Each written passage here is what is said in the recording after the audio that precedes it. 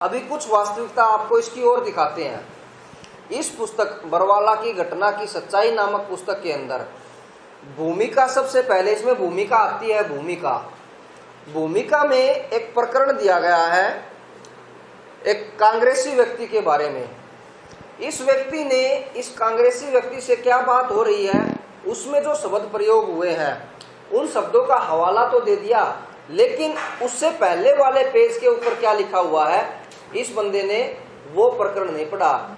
इसमें जो इसने शब्द दिखाए कि ये शब्द हाईलाइट किए इसने कि भगवान श्री कृष्ण ने सारे ब्रज की गोपियों की ऐसी तैसी की, लेकिन ये शब्द इससे पहले क्या प्रकरण चलता आ रहा था वो देखिए। इसमें इस प्रकरण के माध्यम से हम ये बात साबित करना चाहते हैं, एक ऐसी परंपरा सी पड़ी है कि यदि किसी को बदनाम करना है तो उस व्यक्ति का नाम किसी स्त्री से जोड़ दो, बस फिर कुछ करने की आवश्यकता नहीं। मतलब इस प्रकरण से ये सिद्ध करना चाहते हैं, किसी को बदनाम करने के लिए किसी स्त्री का नाम किसी पुरुष के साथ कैसे जोड़ करके बदनाम किया जाता है, उन बातों का हवाला देते हुए बीच में ये प्रकरण आया था। लेकिन लास्ट में इसका भावार्थ क्या है वो इस बंदे ने नहीं पढ़ा। अब आपको इसका भावार्थ पढ़ाते हैं कि इस माध्यम से हम पूरा क्या भावार्थ लाना चाहते थे। इसने ये तो देख लिया कि वर्तमान में करोड़ों व्यक्ति उनको प्रभु मानकर पूज रहे हैं। श्री कृष्ण जी उस समय भी प्रभु थे, आज भी प्रभु हैं। यदि उस समय उनको पहचाना होता तो सब सुदामा की तरह उससे लाभ ले सकते थे। तो पुण्य आत्माओं, इसमें आपने पढ़ा, इससे स्पष्ट है कि इस पुस्तक में जो लिखी हुई बात है उससे ये सिद्ध होता है, इसमें श्री कृष्ण जी को भगवान बताया गया है। कहने का मतलब क्या था कि जिस समय श्री कृष्ण जी आए हुए थे, कृष्ण जी को बदनाम करने के लिए राधा का नाम उनके साथ जोड़ दिया था। तो इसके माध्यम से ये बताया गया है कि किसी व्यक्ति को अगर बदनाम करना हो तो किसी स्त्री का नाम उसके साथ में कैसे जोड़ करके उसके बारे में कैसी बातें बोल करके उसको बदनाम किया जाता है। इस बात से सिर्फ ये भावार्थ निकलता है। तो जैसे आज संत रामपाल जी महाराज जी के ऊपर मिथ्या आरोप, मिथ्या बातें, अनाप शनाप बातें बोल करके सरकार ने और प्रशासन ने संत रामपाल जी महाराज जी को बदनाम करने की कोशिश कैसे की है, लेकिन उसी तरह जैसे श्री कृष्ण जी को उस समय बदनाम किया था, आज संत रामपाल जी महाराज जी को बदनाम किया जा रहा है। लेकिन जैसे आज के समय में, वर्तमान समय में श्री कृष्ण जी को प्रभु मान करके पूजते हैं, भगवान मान करके पूजते हैं, आगे आने वाले समय में संत रामपाल जी महाराज जी को भी ऐसे ही पूजा जाएगा। इसका भावार्थ केवल इतना है। इस भाषा को इसीलिए प्रयोग किया गया था कि बदनाम करने का उद्देश्य क्या होता है और कैसे किया जाता है। तो इस प्रकार इन गुरुद्रोहियों ने अपने कुतर्कों से आप लोगों को बहकाने की कोशिश की है। पूरा प्रकरण ना बता करके, उसका भावार्थ ना बता करके आपको मिसगाइड किया है। अब देखिएगा बरवाला कांड की घटना की सच्चाई, जो पूरी संगत को गुमराह किया गया इस मनवस मैनेजमेंट के द्वारा, इस राष्ट्रीय समाज सेवा समिति अर्थात RSSS के द्वारा भोली संगत को, सतगुरुदेव जी के प्यार में पागल संगत को अपने हाथों से लिख के और सतगुरुदेव जी का नाम लेके पूरे समाज में इस पुस्तक को बंटवाया गया। पुण्यात्माओं, यहाँ तक कि न्यायालय में भी बंटवाया गया, कोर्ट में भी इस पुस्तक को पुण्यात्मा बंटवाया गया है, थानों में भी इस पुस्तक को बंटवाया गया है।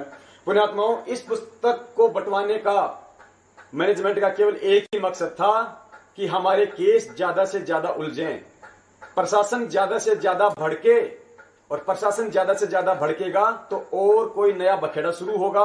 यदि नया बखेड़ा शुरू होगा तो सतगुरुदेव जी पर नए नए आरोप लगेंगे।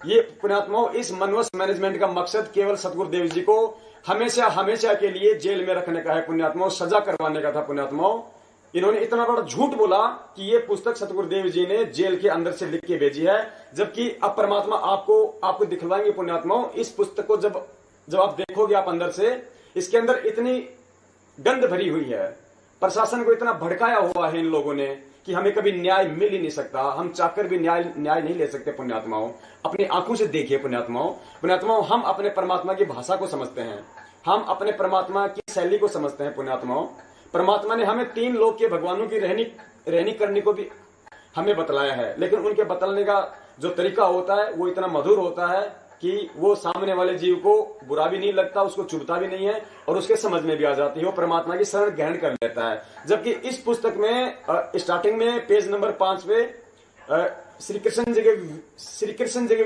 विषय में ऐसी भाषा का शब्द किया गया है, यदि श्री कृष्ण जी का उपासक या विष्णु जी का उपासक इस पुस्तक को पढ़ेगा तो वो चाहकर भी बंदी छोड़ के शरण में नहीं आ पाएगा। देखिए पुण्यात्माओं, बरवाला की घटना की सच्चाई ये देखिए पुण्यात्माओं, इसका पेज नंबर 5। यहां पे आपको थोड़ा सा बताना पड़ेगा। एक बार भारत के प्रधानमंत्री श्री अटल बिहारी वाजपेयी जी थे। उन्होंने विवाह नहीं कराया था। पत्रकारों ने प्रशंसा करते हुए कहा कि भारतवर्ष का सौभाग्य है कि आप जैसे कुंवारे तथा ब्रह्मचारी प्रधानमंत्री मिले। श्री अटल बिहारी जी ने कहा, मैं कुंवारा हूं परंतु ब्रह्मचारी नहीं हूं। यह खबर समाचार पत्रों में छपी। एक कांग्रेसी व्यक्ति अपने पड़ोसी भारतीय जनता पार्टी के कार्यकर्ता के पास वह समाचार पत्र लेकर गया और कहा, क्या तुम भी मुंह दिखाने योग्य हो? आपका प्रधानमंत्री दुराचारी है, चुल्लू भर पानी में डूबकर मर जाओ। बीजेपी का कार्यकर्ता बड़ा कुशल तथा सहनशील व्यक्ति था। उसको पता था कि यह कांग्रेसी लड़ने के लिए आया है। उसने कहा कि भाई साहब, राजनेता तो आज कुछ बयान देते हैं, कल खंडन कर देते हैं। आप यह बताओ कि आप किस परमात्मा को इष्ट मानते हो? मैं भी भक्ति करना चाहता हूं, मैं तो राजनीति से तंग आ चुका हूं। कांग्रेसी कार्यकर्ता ने कहा, मैं श्री कृष्ण को इष्ट मानता हूं और प्रत्येक पूर्णमासी को गिरिराज की परिक्रमा करने जाता हूं। भारतीय जनता पार्टी वाले ने कहा, वाह वाह, आपने इष्ट बड़ा ब्रह्मचारी चुन रखा है। यह बात सुनकर कांग्रेसी पर घड़ों पानी पड़ गया।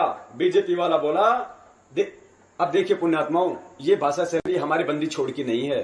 देखिए कितनी भड़काऊ है ये। भगवान श्री कृष्ण ने सारी ब्रज की गोपियों की ऐसी की तैसी सेक्स की, राधा की ऐसी की तैसी की, जिस कारण से श्री कृष्ण जी का उर्फ नाम राधा रमन गोपाल अर्थात राधा गौड़ कृष्ण भी कहा जाता है। और सुन, एक राजा ने तन मन शीस ईस अपने पे, तन मन शीस ईस अपने पे, पहले में चोट चढ़ावे, जब कोई राम भक्त गत पावे हो जी।